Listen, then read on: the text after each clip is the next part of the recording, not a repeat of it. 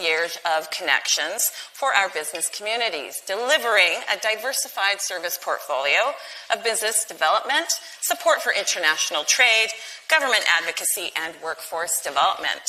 We help businesses grow and succeed. And we connect people, we offer vital resources, and actively push for policies that ensure Surrey and White Rock continue to be leading cities to live, work, and invest in. We are proud to be the powerful, unifying voice of the region for businesses of all sizes and sectors, and we're very happy that you are members of this cool club, I like to call it. So, now to say a few words is Mayor Megan Knight from the City of White Rock.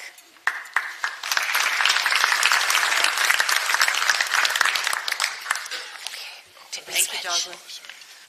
Good afternoon, everyone. I am the White Rock Mayor, Megan Knight, and it's my pleasure to welcome you all to this important conversation that we're going to have today, hosted by the Surrey White Rock Board of Trade. I'm honored to be joined by dignitaries from all across all levels of government here today, and I look forward to having the Honourable Mélanie Joly share insights on the 2025 federal priorities. Today's discussion is timely and significant for communities across the peninsula, including my own White Rock. Earlier this week, I had the privilege to speak with Prime Minister Mark Carney and was pleased to hear that funding has been allotted in the budget to revitalize our iconic landmark, the White Rock Pier.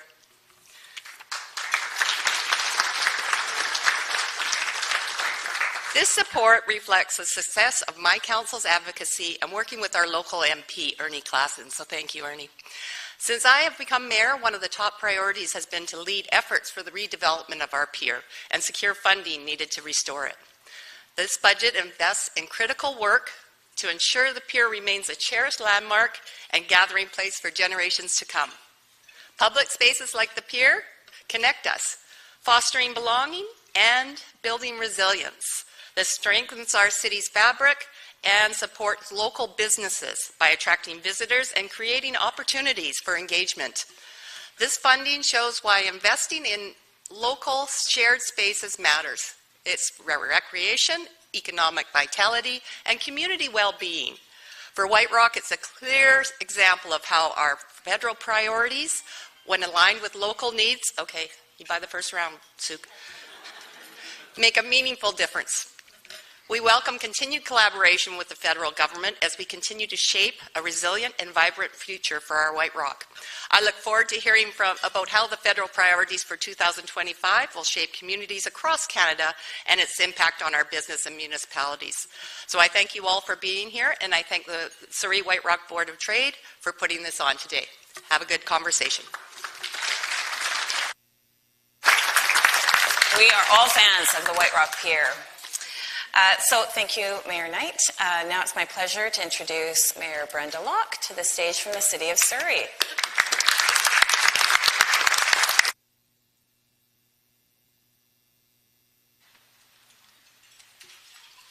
Well, thank you, Jocelyn. And it is really a pleasure for me to be here, and I am equally so pleased to be able to meet and greet and join Minister Joly today and discuss what the latest budget means for us right here in Surrey. First of all, the White Rock Pier is cool, but I really do want to thank the Minister and most especially MP Dollywall for supporting the project that matters very, very much to Surrey families, and that is the upgrades at the Newton Athletic Park, and this is no small achievement. I know because I've been at the park with Suk, and literally thousands and thousands and thousands of residents of Surrey and all throughout Metro Vancouver use that park. So the upgrades that we are going to be able to do there are just going to make a significant difference, and I want to really make sure that I thank Suk for all the hard work he did on that, because that is a major investment to our city. It will certainly create just a wonderful new centre for the youth and the adults in Newton. and to all those major investments that we are getting in Surrey on housing and on infrastructure. You know, just yesterday I joined the Applet Properties to break ground on a brand new development that will be bringing hundreds of rental homes and dedicated healthcare space to Surrey right across from SMH. That is another great opportunity for Surrey that has been created, and we know that will be well utilized in our city of Surrey. So projects like all of those help build the vibrant and really important community amenities that we need in our city. They build more homes, we're building more amenities, and we're attracting talent, we're strengthening our workforce, and that will help us to expand all the local customer base that we can in our city. I'm also pleased that the Build Communities Strong Fund gives municipalities direct funding and decision-making power. And that may not sound like a big deal when you say it fast, but I can tell you, to cities, I am so very, very pleased and proud that our federal government directly recognizes municipalities and gives directly to cities. It makes a big, big difference. So I thank you.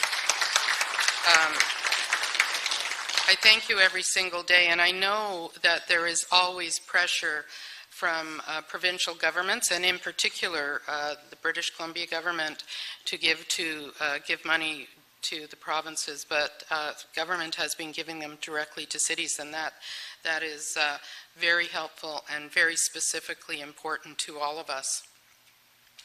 It lets cities like Surrey, fast-growing cities like us, grow faster, actually act faster. And I don't know how much faster we're supposed to go, but we're pedaling as fast as we can in Surrey. But on infrastructure projects, supporting innovative projects that grow business and attract new investments to our city.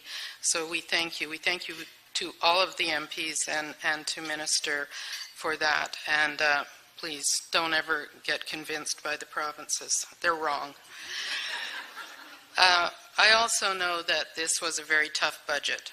In fact, every one of us that's in government right now is going to be faced with making really difficult choices, and Surrey is no exception. We will be doing likewise. So I applaud you for making some really tough decisions at a very significant time in our history. This city, the city of Surrey, is committed to helping businesses succeed. We are doing everything we can to cut red tape. I am always happy to hear from businesses if you've got another, I'm going to say bright idea. That sometimes sounds facetious when you say it like that. But if you have some good innovative projects that you want us to look at, and certainly to the Surrey Board of Trade, I would be pleased to hear anything we can do to help us with cutting red tape, creating opportunities, making those changes that facilitate growth rather than regulate it. And that's our new theme in Surrey. It's to facilitate, not to regulate. And one of the ways that we will do this is through Innovation Boulevard 2.0. And that is a partnership with Simon Fraser University that gives businesses low-cost access to product development, testing and research support, and helping them take risks that come with growth.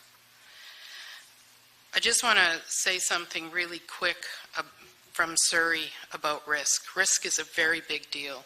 And so all of you that are in the business world that risk, we honor you. We respect what you're doing for our city every single day. You build the places and spaces that make our city special. So I applaud you and thank you for that. And I want to recognize and thank our business community for not just putting up capital, but your time and your energy and the effort that you do to make this happen, to make our city happen and to build our city. Surrey is growing fast, and our entrepreneurial spirit is driving us to become the economic engine of this region, this province, and Western Canada, and I truly believe that the future does live here. I think Diane had it right many, many years ago, but the future is in Surrey, and we see that every single day.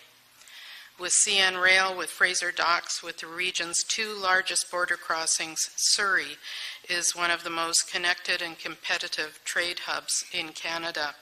We offer businesses unmatched access to markets locally, nationally, and internationally. And I want to do a big shout out, if I could, to Invest Surrey. And Trevor, put up your hand, Trevor, wherever you are. Trevor's the one to go to see if you have anything you want to think about, dream about, or especially spend money. Talk to Trevor. We'll take your money. We're good at that. But we really do want to see business grow, thrive, and continue in our city, whether it's on the housing front or on the industry front or anywhere. We're happy to help accommodate you.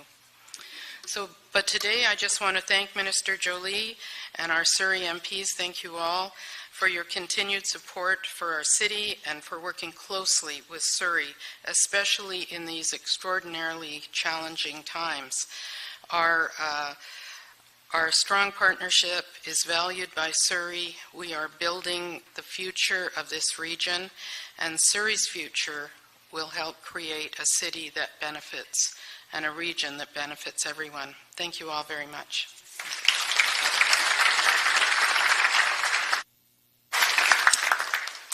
Thank you, Mayor Locke. Well said.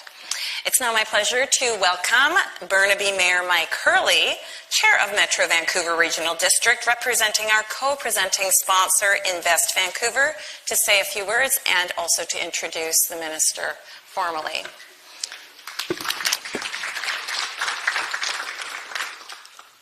Thank you, Jocelyn, for the introduction, and to the Surrey and White Rock Board of Trade for bringing us together today.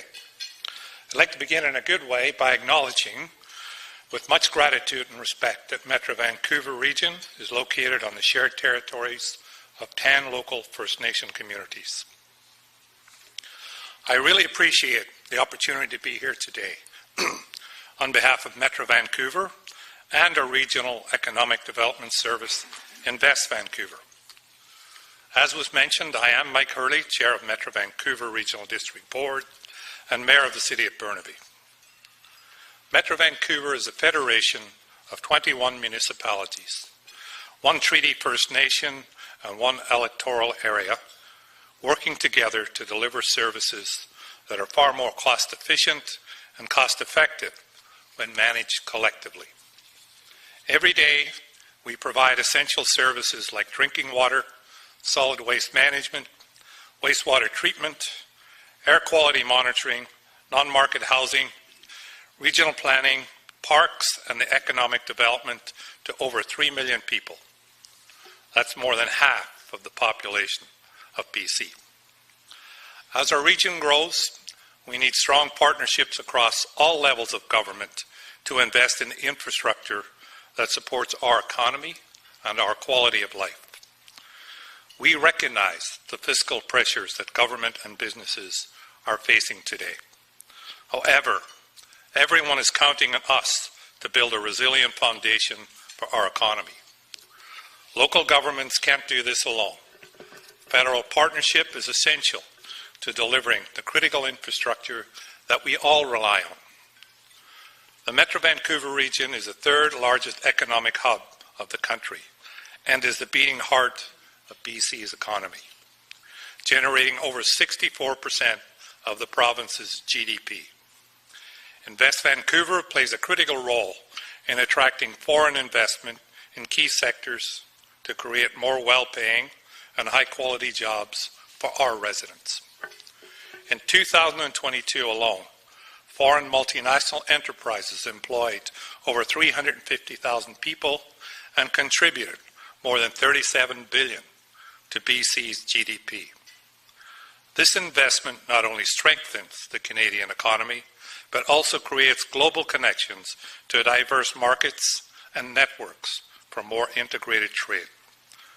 The success of our regional economy is due in part to collaboration between public and private partnerships and all orders of government working together. Now more than ever, Invest Vancouver is intensifying our efforts to strengthen Canada's trade ecosystem and build the Metro Vancouver region as the strongest economy on the West Coast. We're ready to stand by the federal government in shaping Canada's path forward towards economic growth, innovation, and global competitiveness. With the release of Canada's 2025 federal budget and the federal government's commitment to invest $280 billion over the next 5 years, we can build a more competitive, resilient Canadian economy. It's now my pleasure to introduce someone at the heart of that vision. Please join me in welcoming the Honourable Mélanie Joly, Minister of Industry and Minister responsible for Canada. Thank you. Thank you all. It's really a pleasure to see all of you today. Last time I was here, I played softball. There was a big tournament. It was a beautiful success. And also we went on that, well, actually, Paul and I, my chief of staff, which is from British Columbia, we went on that beautiful pier that you've been advocating a lot for, Ernie. And it's great also to be back in Surrey. I know that the team and I worked a lot on the merger, the fusion of, yes, these two boards of trade. Thank you also to Ginny. We made it happen. It was a bit of, it was a bit long, but you needed the right minister to make it happen. Okay, so I'm happy to be obviously with Gerbix, with Suk, with Jake and Ernie, and thank you, Brenda, thank you, Mike, and thank you, Megan, for being with us. Jocelyn, I know you've been working all night on super tough questions to ask me. I'll be ready. But I wanted to talk to you about what we're working on right now, and as your new Minister of Industry. And of course, we all know as business leaders, I used to be in business before, being in politics, that the strength of your country is completely linked on the strength of your economy. And so in that context, we want to make sure that we're building on that strength. We know that we're living in a world that is much more complicated, much more dangerous as well.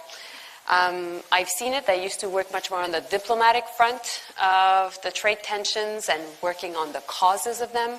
And now I'm working much more on the economic front of it, which is basically the consequences of the trade tensions. And so we know that we can no longer count on necessarily stable allies or the respect of international rules. We know that in that context, we need to invest even more in us and invest more in our own country. And we need to continue to create economic growth. Why? Because it's our only way to make sure that we can maintain a very important social safety net, which is at the core of the promise of Canada. And that way, if we can continue to create economic growth, notwithstanding all the trade tensions, we know that we'll have something that is really, really important to safeguard, to protect, and it will be at the core of the fact that people will continue to trust each other, care for one another, which is so important to Canada. And so while there's so much uncertainty in the world, we know there are a lot of things we cannot control. But there are things we can control. And we'll focus on that. We'll make sure that we build one strong Canadian economy. And we also know that we have in this country, and trust me, at this point I've seen 75 different countries in the world, this country has everything that any country in the world would like to have. The right, indeed. Of course, the great people, the great talent, the natural resources, the energy, everything linked to tech, the education system and great universities, everything we need. And so, in that sense, since we know we can build Canada strong, we have this vision. Let's talk about the plan, how we will make that happen. It will be done through protect, create, and attract. So here's the plan. And of course, I'm a francophone, so let me just say that in French a second. So, on va faire en sorte de mettre l'accent sur le fait de protéger, de créer et également d'attirer. And so, first pillar, we'll protect. Protect jobs, protect industries. Well, we will continue to deal with the relationship with the Americans. We will continue to be there for our people in the sectors that are being affected by unjustifiable tariffs. It's really, really important we be there. And we know which sectors are being really targeted. Of course, here, the lumber sector, which is so important to BC. And there's also the steel, the aluminum, and also the auto sector, which is elsewhere in the country. And so what do we do? Well, short term, we'll make sure that we protect also their market. Middle term, we'll make sure that we invest in their operations in order for them to be able to adapt and pivot. When I say adapt and pivot, I mean pivoting towards new markets or also creating new products. And also, longer term, what do we want to do? We want to make sure we're creating a strong domestic market. We need to be able to have much more of our own Canadians buying our own products. And so we'll do that through Build Canada Homes. Obviously, for the lumber sector, it's really important, but also through major projects and our investments in defense. And so I'll give you a couple of examples. On the steel sector, well, Algoma Steel, which is a really important plant in Ontario, which is the only one that is owned by Canadians of all the 4 steel plants in the country. Well, Algoma Steel, for the first time, got 2 months ago its order from C-SPAN to buy steel from its plant. Before then, C-SPAN in Vancouver was buying steel from elsewhere, actually from Asia. Didn't make sense. So our goal is to make sure that that is happening even more in the country. And that is saving jobs in Ontario, but it's a cooperation between BC and Ontario. And Irving, which is the other shipyard on the other side of the country in Halifax, did the same with Algoma. And so we want to make sure that we have more of that. Meanwhile, on the aluminum side, an important plant, which is an important company called Alouette, Q1 of this year was exporting 4% of its aluminum towards Europe. Q2, it was exporting 57% of its aluminum towards Europe. Before then, everything was going pretty much to the United States. So you see that it's possible to diversify. Now, on the lumber side, we know that things are tough. We've heard it. There's been trade tensions on the lumber front for a long time, but this crisis is a really big one. And it's affecting lots of people here and also across the country. So we're working with also the Premier. We had an important summit 2 weeks ago. I was in contact also with Canfor. I met with Susan Yurkovich yesterday. We're in solution mode. We're helping companies having access to much more support from the BDC. The Minister also of Natural Resources, Tim Hodgson, is working on that, obviously with the BC caucus, but we're on it, and we will be able to go through it.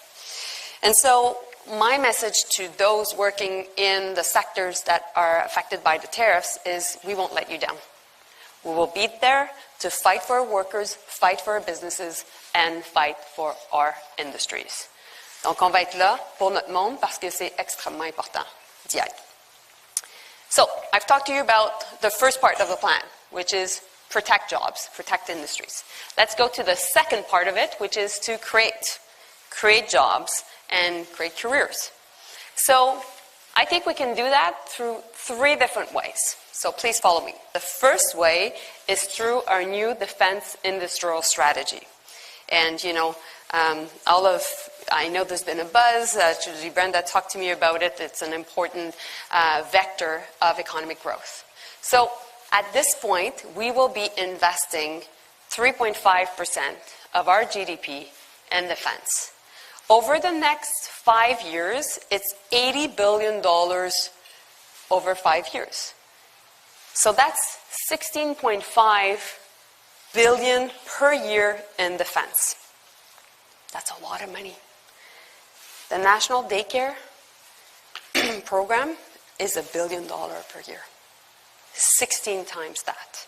Obviously, we're increasing the salaries of our strong men and women of the Canadian Armed Forces. We're recruiting more. We'll be investing a lot in the military bases. But fundamentally, we have a definition of defense that is also a bit broader than you may think. So obviously, it will be about protecting our sovereignty on land, in the air, on sea, in space, also in the cyber world. But it is also, just bear with me, it's that chicken I ate.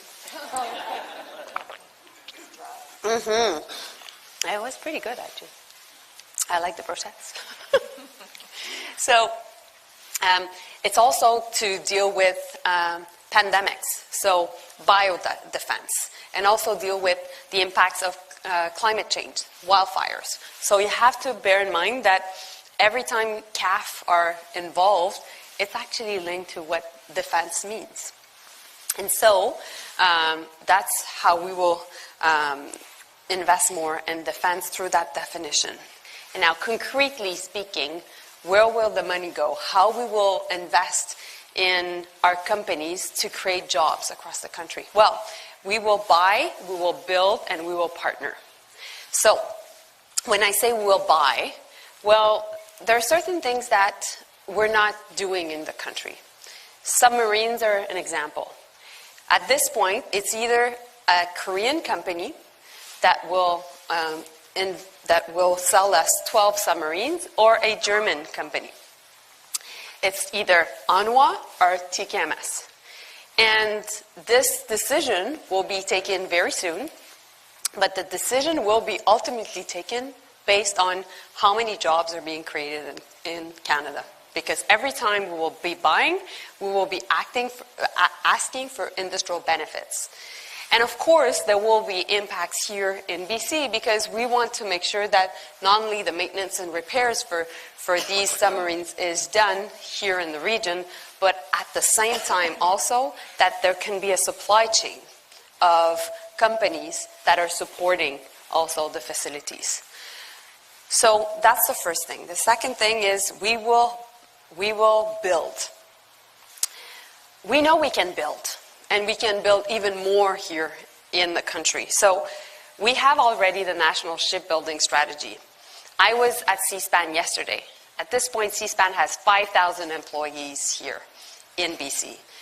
We know we can build the ships, the drones, the right AI, the water bombers, etc., that will support our strong men and women. So we also want to make sure that while CSPAN is building for Canadian Armed Forces, at this point, they have such a big book of business, they know what's coming up, they can continue to invest and even export and sell to the world.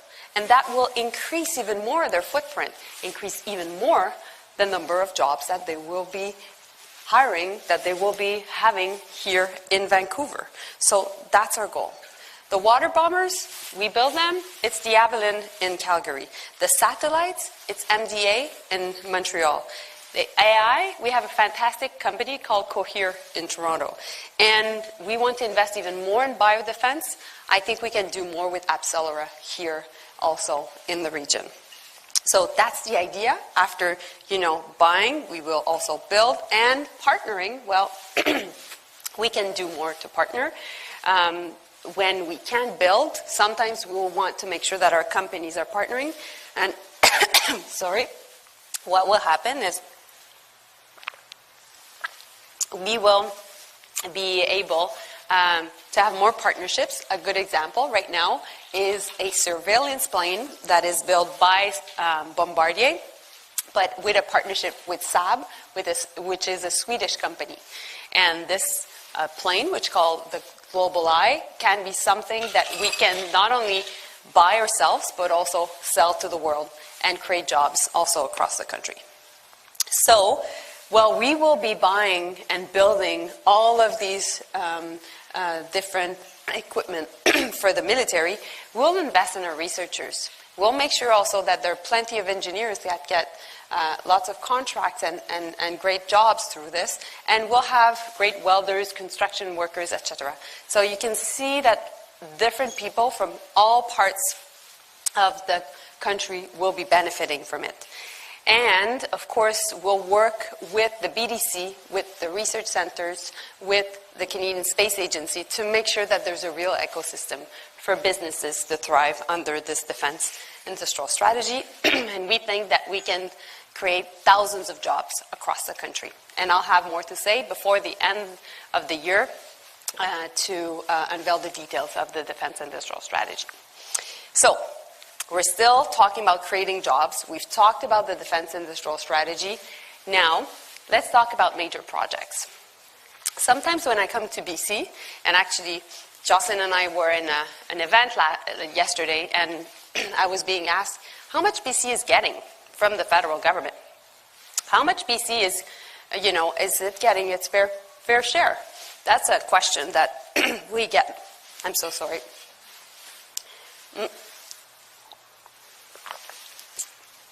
So, the answer is, well, at this point, when you look at what the Prime Minister has announced across the country, BC is the province where there's the most major projects of all provinces. Here, there are 3 big projects that have been announced. LNG second phase, which is in Kitimat, an important copper mine, Red Chris also, and yesterday, a really big project, which is basically a Sea-Lithium LNG project, a hydro line also going to the Yukon, and a huge conservation area bigger than Greece. So in itself, we think that this will spur more than $10 billion of impact on the province itself. It's a major accomplishment for BC. And so we think that this will create thousands of jobs in engineering, construction, and it will build a lot of supply chains, and I really hope that you can benefit from it. And so we also think that while we're doing that, this will increase the demand in steel, and this will increase the demand also in aluminum across the country. And so this is really, really important, and this is clearly highlighted in the budget that was presented before Parliament, and that we hope that we'll get the support for. Yes, indeed. And finally, when thinking how we're creating jobs, well, I really think we need to continue to build national champions. When you look at the 90s, we had more bigger companies and international companies than we do now. Of course, we're very, very proud of the TELUS, of the tech resources, of the Lululemons and Aritzias that all come from here.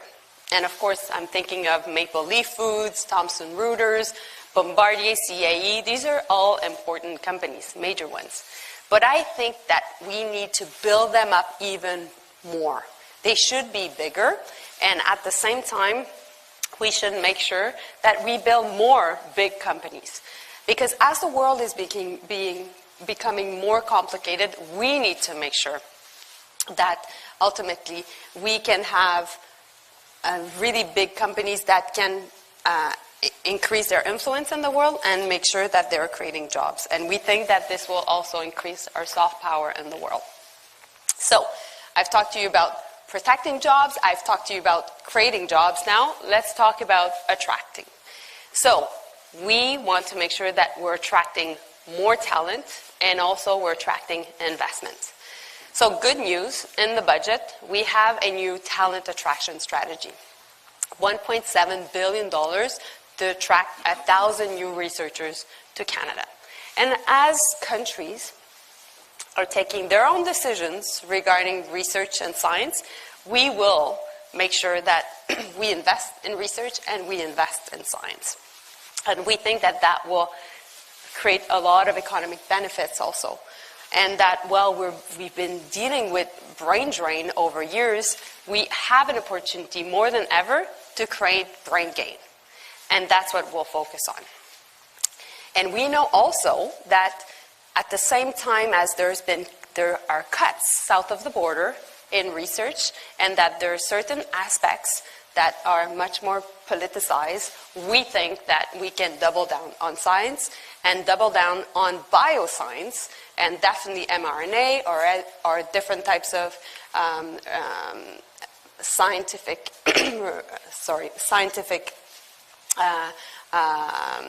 research that can be actually taken here and much more developed.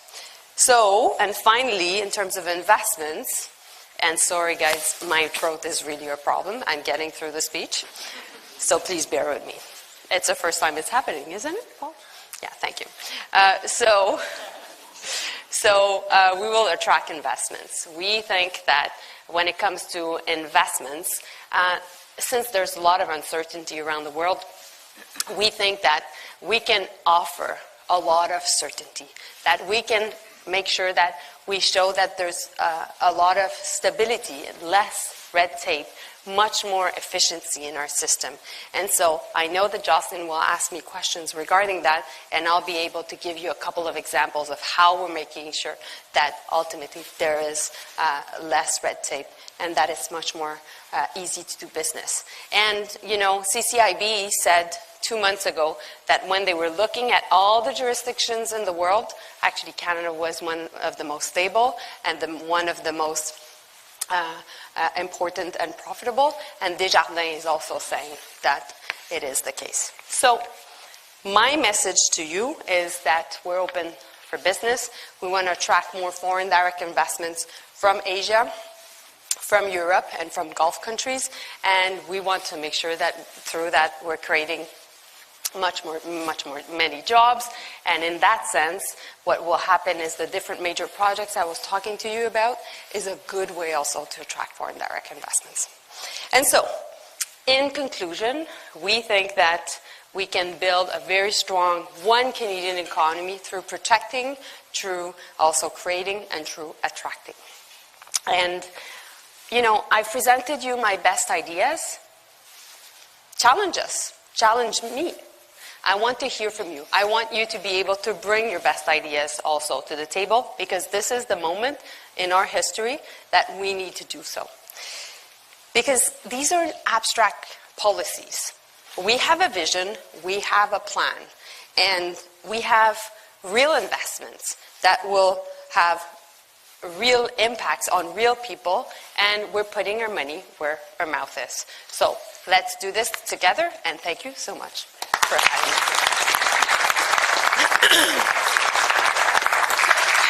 Yes.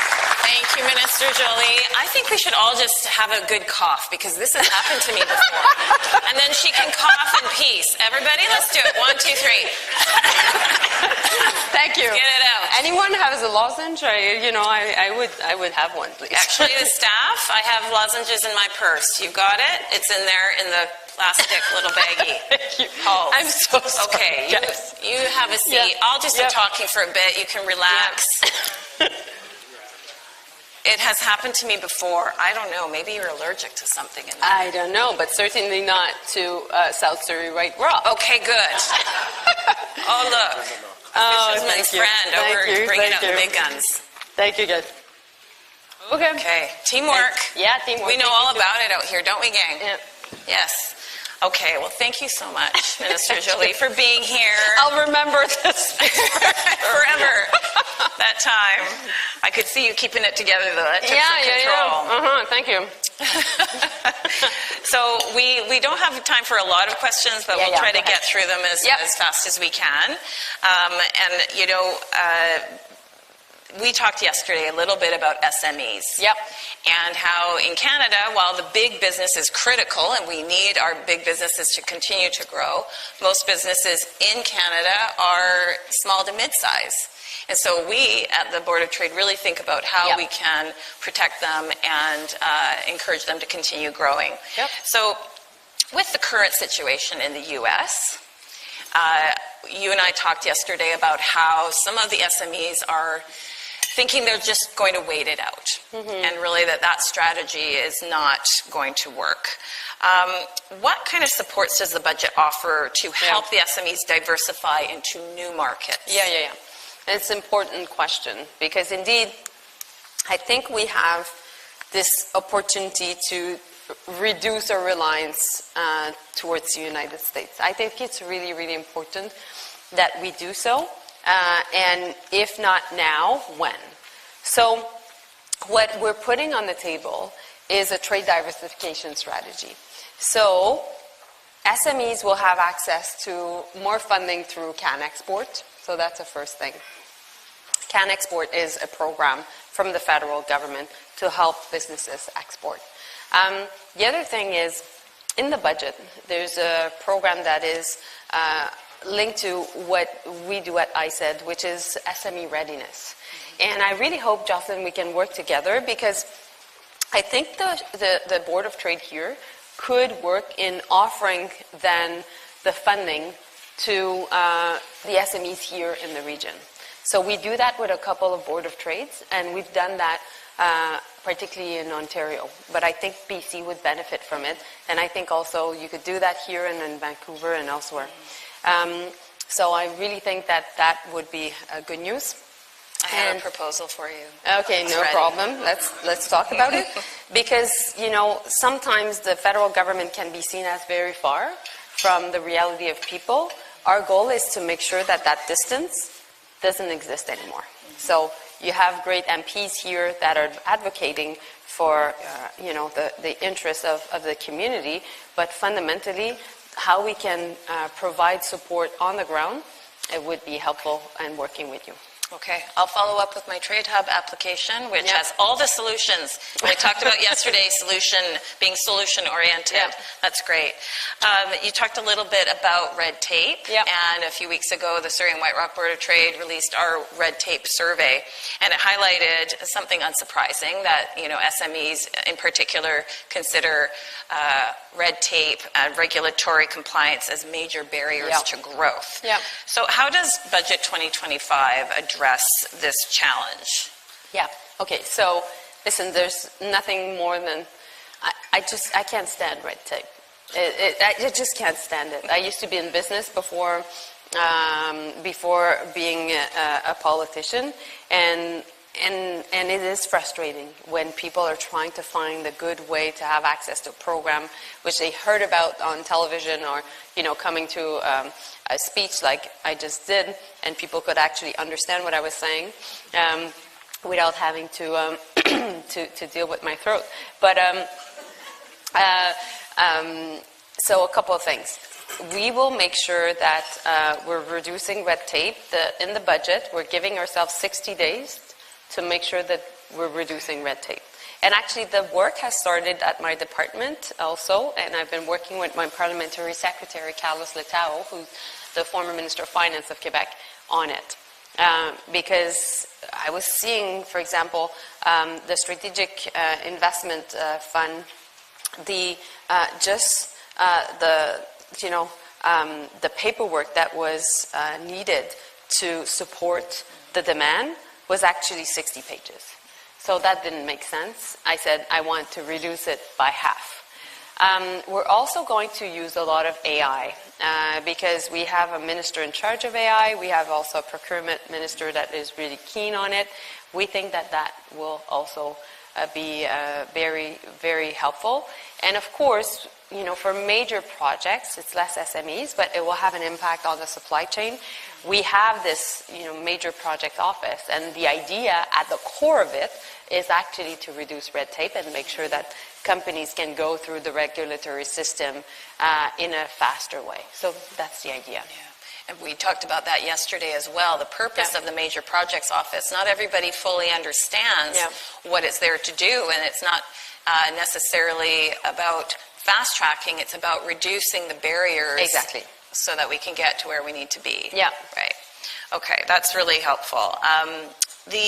Speaking of procurement, the Board of Trade brought a resolution forward to the Canadian Chamber of Commerce in October, and it Doesn't sound sexy. It was about procurement strategy, but it's important because some of the things we've heard from our business members is, I'm trying to get a federal or a provincial contract, for example, and it's really difficult for me as a new business or a small business to get my foot in the door. And our policy called for enhancing transparency and fairness in federal procurement and including tracking vendor performance, streamlining the processes. So I think this is where the Buy Canadian policy might be of assistance. Can you explain that to us? Yeah, so we came up with an important Buy Canadian policy. It's the first time we're coming up in the last 40 years, basically, because we know that the free trade rules across the world are changing, and we're dealing with way more protectionism around the world.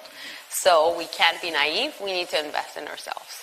So the idea is to not only buy Canadian, so having the power of the federal government through procurement, handling contracts to companies. And I've heard from companies time and time again, we'd rather have a contract than subsidies, because obviously you can plan, invest in your company, it's better. Also, you can manage risk. So the idea is to have this Buy Canadian policy. It's starting this month. The implementation will be done by the spring of next year. And meanwhile, we invested $188 million to support FSMEs to have access to the procurement system. So that way, people that will be across the country, and including also in Ottawa, when they get applications, they can go faster and also less red tape, but they can also discover potential vendors for the government easily, in a much more easier way.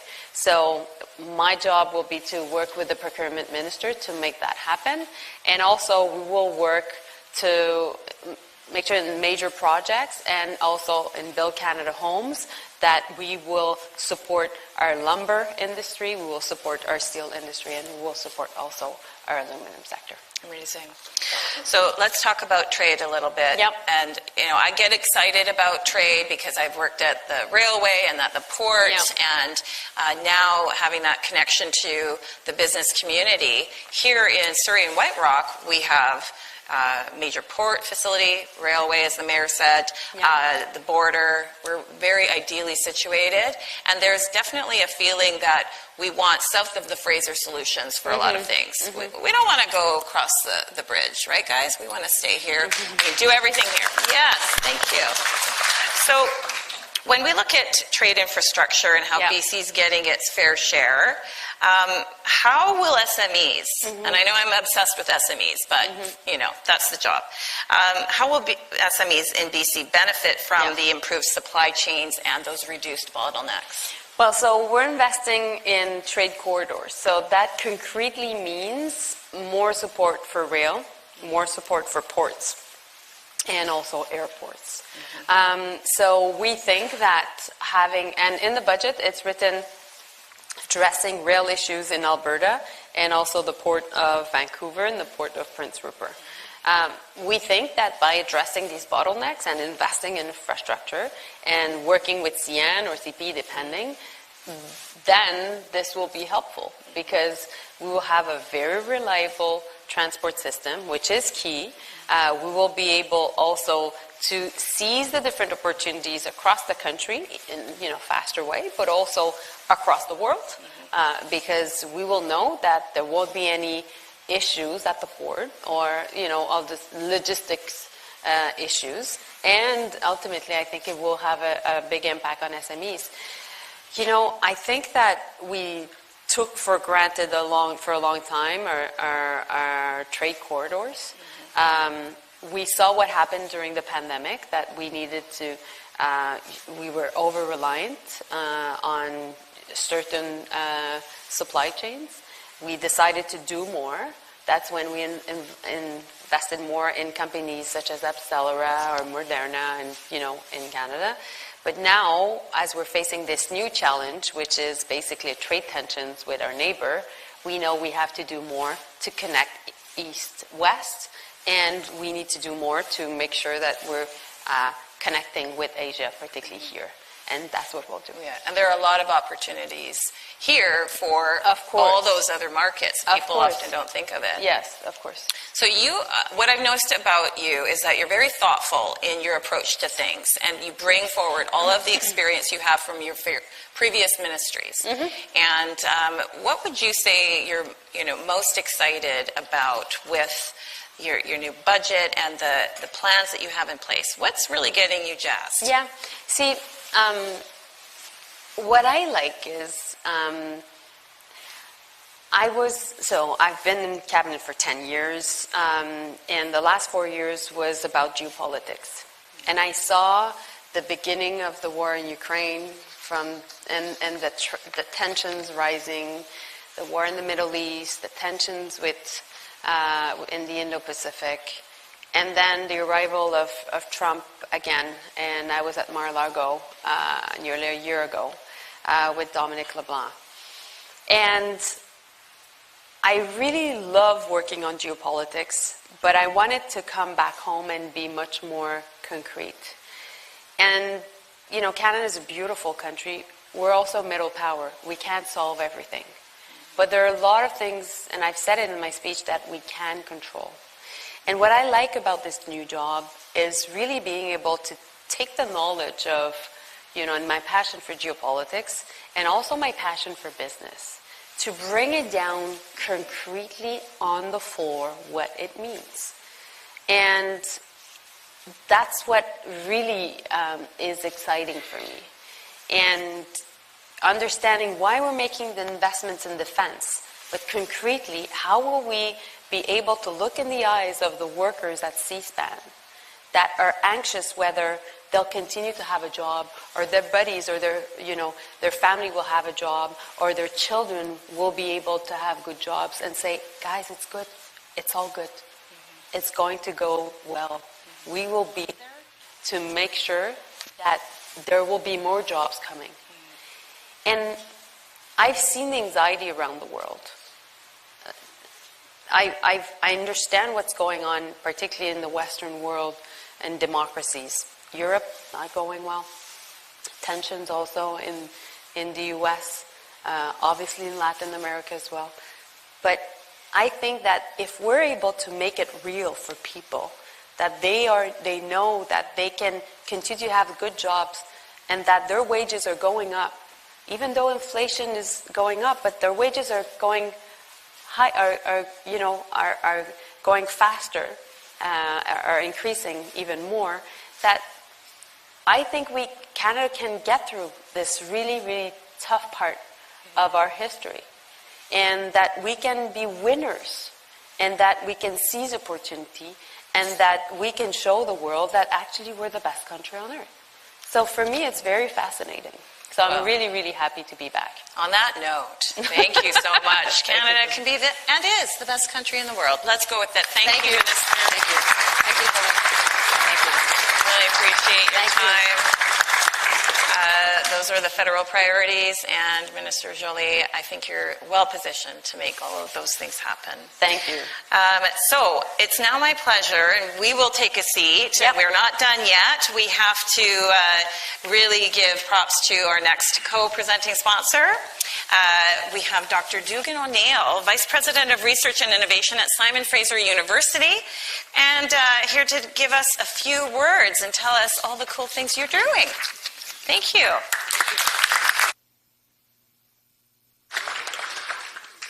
Thank you, Jocelyn, and thank you to Minister Joly for coming and speaking to us today. And I want to give a special shout out. I like all of the pillars that we just heard about in the federal budget, but I'm going to give a special shout out and credit to Minister Joly, who I know has been a champion for having talent attraction in that budget. In the post-secondary sector, we've been seeing a unique historic opportunity for Canada. Many of the great minds of the world and great future entrepreneurs previously saw the United States as their preferred destination, and right now they're questioning that, and we have an opportunity to bring them here. So I think that part of the budget was visionary and very helpful to universities, so thank you. So as has been mentioned, I'm the Vice President Research and Innovation at Simon Fraser University, and I'm going to share a few examples of ways that universities can contribute to supercharging the Canadian economy. And I'm going to keep all of my specific examples as Surrey examples because there are many.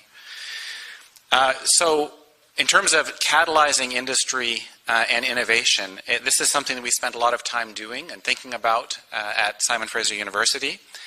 And in fact, this year, recently, we were named the #1 innovative university in Canada by the World University Rankings for Innovation for the 5th year in a row. So we're 12th in the world. We're just behind Berkeley and Harvard, just ahead of Princeton and Cambridge. We're going to get Berkeley and Harvard next year. We're coming for you. So we built this reputation because of the partnerships we create, and we create those partnerships right here in community.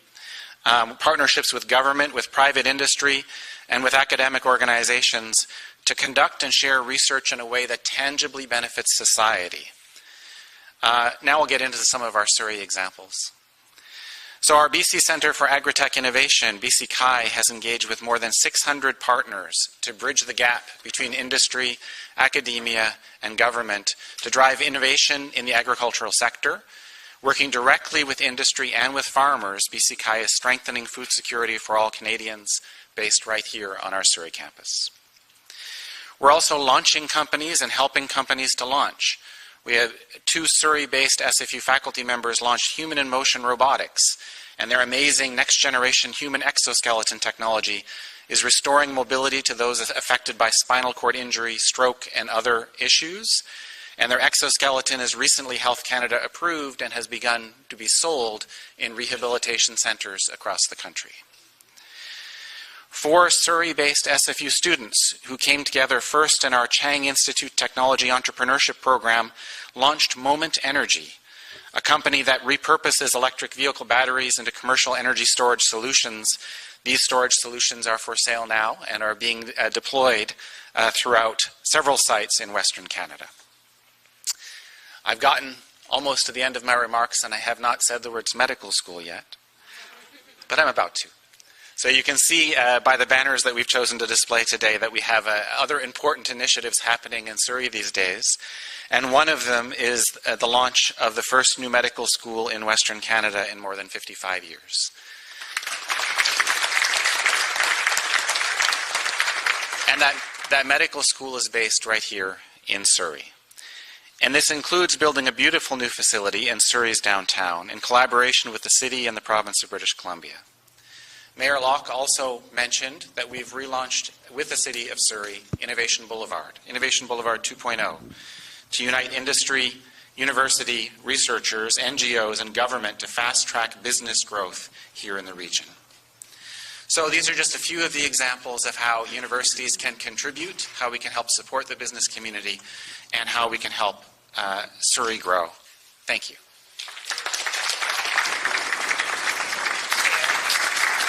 Thank you, Dr. O'Neill. And once again, thank you to our sponsors of today's event, our co-presenting sponsors of Invest Vancouver and Simon Fraser University. A big round of applause for these guys. Our supporting sponsor, CanCor. There's Baha if you have any questions. And, of course, our pillar partners, Aspira Retirement Living, Cleveland Doan LLP, Focus College, Oceana Park, TBMS Warehousing, Western Community College, and the Chambers of Commerce Group Insurance Plan by SNF Group Benefits. Thank you all for coming. Thank you, Minister Joly. Make it a great business day, everyone.